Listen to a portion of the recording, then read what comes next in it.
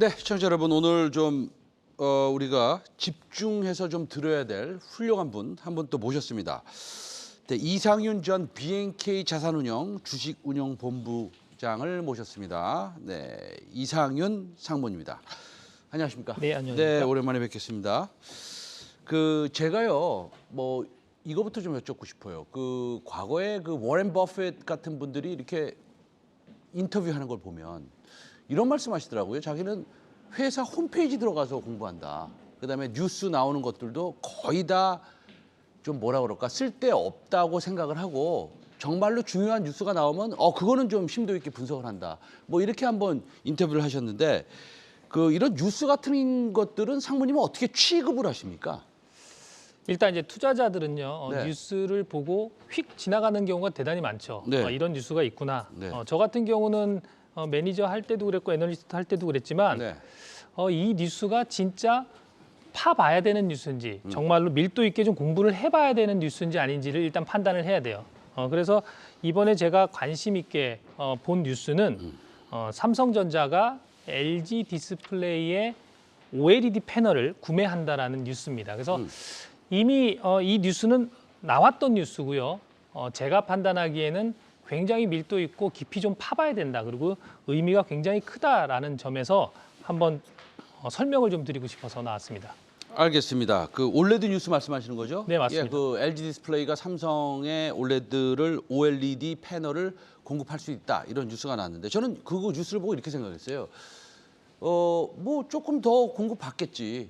예, 뭐 얼마나 더 받겠어. 뭐 이런 생각을 좀 했는데요. 이게 소재단의 회사들한테는 뭐 좀 임팩트가 있는 뉴스인가 봐요.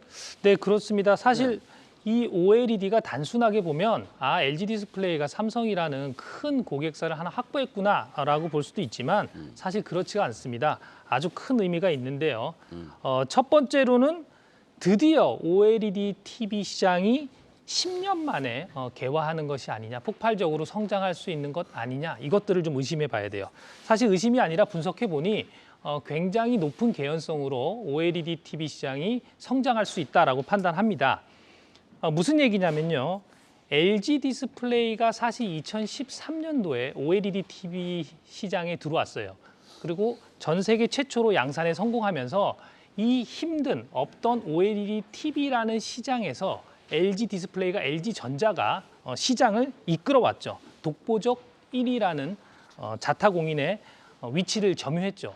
하지만 제가 이제 궁금해하고 되묻고 싶은 건 이런 거예요.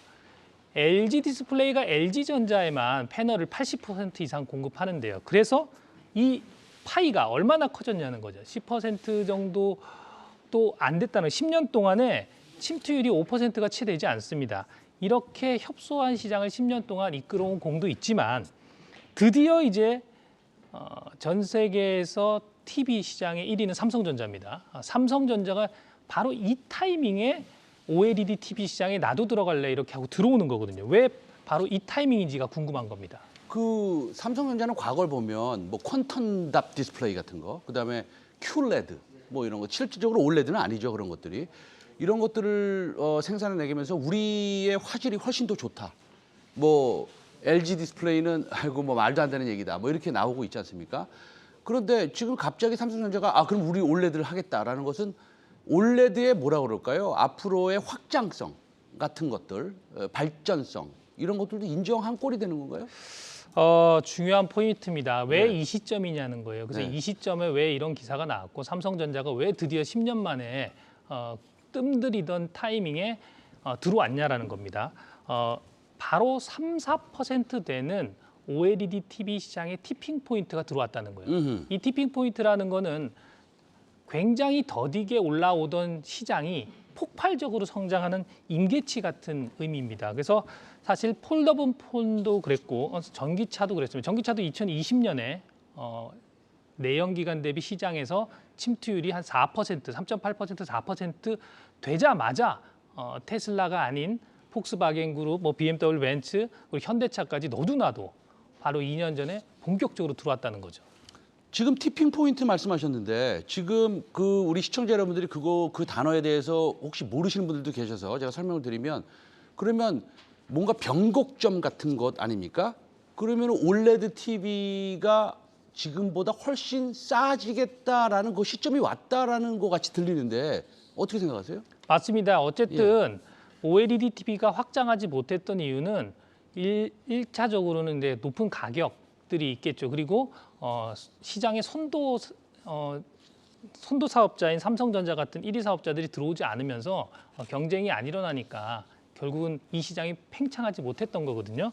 하지만 이제 삼성전자가 들어오고 삼성전자를 위주로 해서 올해 말 정도 되면 20여 개의 글로벌 셋업체들이 다 들어올 거예요. 그렇게 되면 본격적으로 이 시장은 굉장히 빠른 속도로 커질 수밖에 없다라고 판단하고 있는 겁니다. 아, 그러면은 지금 우리 이상윤 상무께서는 삼성전자가 들어오는 것이 전 세계 모든 회사가 올레드 TV를 만들겠다고 선언하는 거와 비슷하다라고 말씀하시는 겁니까? 맞습니다. 사실 이제 뭐 폴더블 전기차도 아까 예를 들었는데요. 폴더블 폰도 사실 삼성전자 혼자서 이 시장을 스마트폰 주류 폼팩터로 만들기 쉽지 않은 거예요. 전기차도 역시 테슬라 혼자서 이 시장을 다 먹고 들어가기 쉽지 않은 거고요. OLED TV 역시도 독보적 1위가 LG 디스플레이 패널을 받는 LG전자지만 삼성전자 같은 1위 사업자 선도업체들이 들어와 줘야 되는 거고요. 그게 바로 올해 하반기 내년 본격화된다라고 이해하시면 될 것 같습니다. 알겠습니다. 그 올레드의 확장성에 대해서 한번 여쭤볼게요. 왜냐하면 워낙에 공부를 많이 하시는 분이라 뭐 공대 같은 건 안 나오셨잖아요. 근데 워낙에 IT의 전문가시니까 한번 여쭤보겠는데 올레드가 VR 기기에도 들어가잖아요. 이제 VR 기기가 뭐 1,000만 대, 5천만 대, 나중에 몇 년 후면은 수억 대까지 나올 수도 있다고도 보는데 올레드에 그럼 VR 기기에 그러니까 다른 그 패널이 들어가면 안 됩니까? 꼭 올레드 들어가야 돼요? OLED가 갖고 있는 가장 큰 장점 중에 하나가 유기물을 사용해서 자체 발광을 한다는 거고요. 그렇죠. LCD, LED와는 네. 다르게 네. 굉장히 뚜렷한 선명한 화질을 보여준다는 거예요. 그래서 LCD 가지고는 해결할 수 없는 메타버스 환경에서 AR, VR 기기가 있어야 되는데 이런 네. 것들이 현재 디스플레이 갖고는 OLED가 대안이다라고 보시면 될 것 같고요. 특히 이제 주목해봐야 될 부분들은요. TV 시장도 있지만 징검다리죠. 스마트폰, 휴대폰과 TV 사이에 태블릿이나 노트북 PC 같은 게 있지 않습니까? 이 시장이 이제 본격적으로 개화될 것 같아요. 아직까지 노트북에 올레드 많이 들어가 있지 않나요? 아직 좀 아닙니다. 부족한가요? 아직 굉장히 이제 시작도 안 했고요. 아하. 특히 이제 여기도 마찬가지입니다. 애플이 언제 아이패드라든가 맥북에 OLED를 채택하냐가 굉장히 중요하고요. 애플은 사실상 이제 언론을 보면 2024년 정도에는 이런 태블릿이나 노트 PC에 OLED를 채택하겠다라고 밝히고 있어요. 이렇게 되면 이제 사실상 면적이 2배, 3배, 8배까지 커지는 노트 PC와 TV 시장이 개화한다라고 하면 OLED TV 그리고 관련 장비 소재에 굉장히 큰 낙수 효과가 나타나지 않을까라고 보고 있는 겁니다. 네. 자, 저희가 마지막으로 질문을 하겠습니다. 그래서 결론은 뭡니까? 그 어떤 종목 사야 됩니까?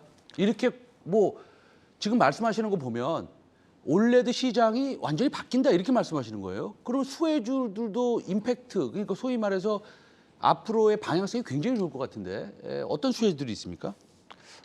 일단 이런 새로운 시장이 이제 본격적으로 이제 폭발적으로 성장한다라고 하면 두 가지죠. 첫 번째는 이런 큰 시장이 나타났기 때문에 더 성장할 수 있게 해주는 장비 시장이 있고요. 장비를 많이 투자해야겠죠. 그래서 장비 시장이 있을 거고 OLED 어차피 유기물 소재입니다. 그래서 이 소재들이 굉장히 많이 쓰일 거예요. 그래서 소재 업체로 크게는 나눌 수 있을 것 같고요. 네. 제가 선호하는 쪽은 장비보다는 아무래도 낙수 효과 희석이 좀 덜 되는 소재가 더 좋을 거다.